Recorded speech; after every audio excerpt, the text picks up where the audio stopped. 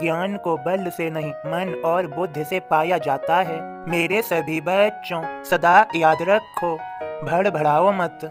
अर्थात यहाँ पर भड़बड़ाने शब्द का अर्थ है बहुत जल्दबाजी। जैसे कोई भी कार्य या कुछ भी तुरंत हो जाए, मन की ऐसी गति के बहुत जल्दबाजी। मेरे बच्चों समझो, भड़बड़ाओ मत। मालिक के प्रति श्रद्धा सबूरी बनाए रखो। याद रहे, जो हमें मिलने वाला है हमारी तकदीर में है, उसे हम जल्दबाजी में बिगाड़ लेते हैं, उसे प्राप्त नहीं कर पाते। इसीलिए तो मैं कहता हूँ, मालिक के प्रति, ईश्वर के प्रति श्रद्धा सबूरी। मालिक ने हमें यहाँ भेजा है, तो मेरे बच्चों सदा याद रखो, व्यर्थ में ही थोड़ी भेजा है। जब जन्म हुआ तब भी मालिक की तरफ से, ईश्वर की तरफ से पूरा इंतजाम था। अब तुम बड़े हो गए, अब तुम स्वयं ही सब करना चाहते हो। मालिक के प्रति श्रद्धा सबूरी नहीं रखते, मालिक पर दृढ़ विश्वास नहीं रखते, और तुम कर भी कुछ नहीं पाते हो। लास्ट में थक हार कर बैठ जाते हो, फिर प्रार्थना करते हो, हे ईश्वर दया करो, मेरे इन कार्यों को करवाओ।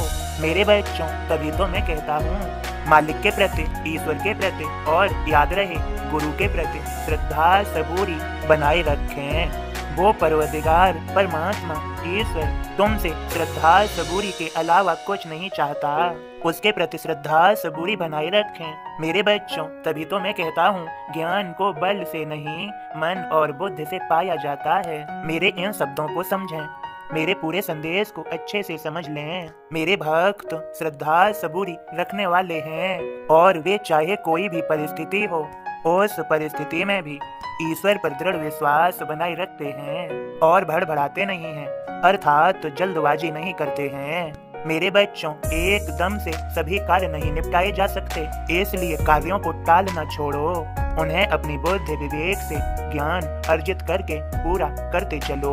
ईश्वर को सदैव याद रख के अपने कार्य करो, सदैव अच्छा फल ही प्राप्त होगा। और जो मैंने कहा है उस पर तुम्हें ध्यान देने की आवश्यकता है। फिर से दोहराता हूँ, भड़बड़ाओ मत, मालिक पर श्रद्धा सबूरी बनाए रखो। जब तुम यहाँ नहीं थे तब भी यहाँ के सभी कार्य चल रहे थे, लेकिन हाँ, तुम बदलाव करना चाहते हो तो तुम्हारी मालिक के प्रति श्रद्धा सबूरी और मालिक के प्रति अटूट निष्ठा भाव होना चाहिए। मालिक तुम्हारा हाथ स्वयं थामेंगे और तुम्हारे अनुसार बदलाव करेंगे, क्योंकि वे अपने भक्त को कभी निराश नहीं करते। भक्त की इच्छा वे पूरी कर ही देते हैं। मेरे बच्चों तभी तो प्रभु की तरफ से यह वचन है, मोर वचन चाहे पड़ जाए फीका, संत वचन पत्थर की लिखा। मेरे बच्चों जो अनन्य भाव से मेरी शरण में आते हैं, सदा मुझ में ही लीन रहते हैं, तो यदि वे कुछ भी कहते हैं तो मैं उनके शब्दों को खाली नहीं जाने देता। वे मुझ में हैं और मैं उनमें हूँ, हम एक दूसरे में रहकर प्रसन्न हैं। मेरे बच्चों यदि यह संदेश तुम शेयर करना चाहो तो अवश्य कर दो। मैं सब देख रहा हूँ, मैं सब जानता हूँ, तो चलो करो शेयर और भी भक्तों के पास पहुँचाओ।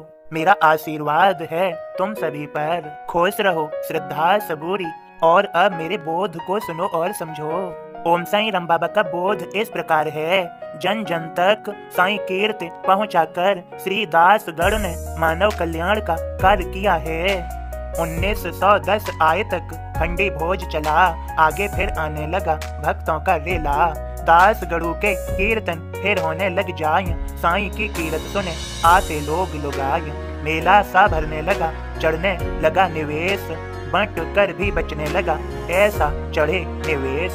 सुबह दोपहर शाम को लोग चढ़ाते थाल, दाल भात हलवा पूरी नाना व्यंजन माल। पर शादी ऐसी चढ़े खाकर भी बच जाए, फकीर फकरों में बटे खूब पेट भर खाए। गांव गांव से आने लगे झुंड बनाकर लोग, बाबा का जयकार करें नाचत गावत लोग।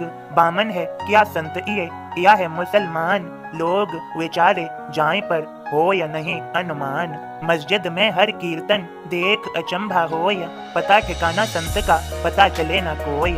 इष्ट देव के आदर में कमी न आने पाए, साईं का संदेश यह अगली कथा बताए। ओम साईं राम बाबा के सभी भक्तों, क्या मालिक का, ईश्वर का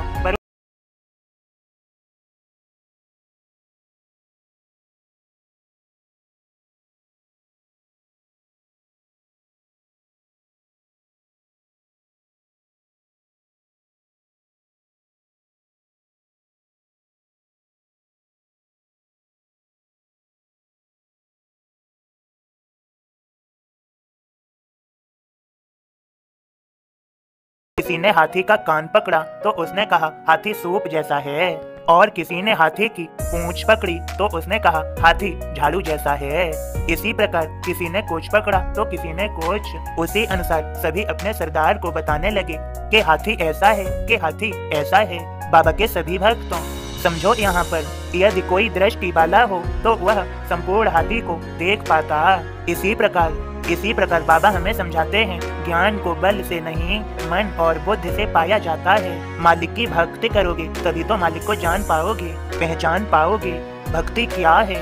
मालिक के प्रति, ईश्वर के प्रति पूर्ण समर्पण और उनमें गहरी निष्ठा ही भक्ति है। बाबा के सभी भक्तों, आप ही बताइए, क्या हम हवा को देख सकते हैं?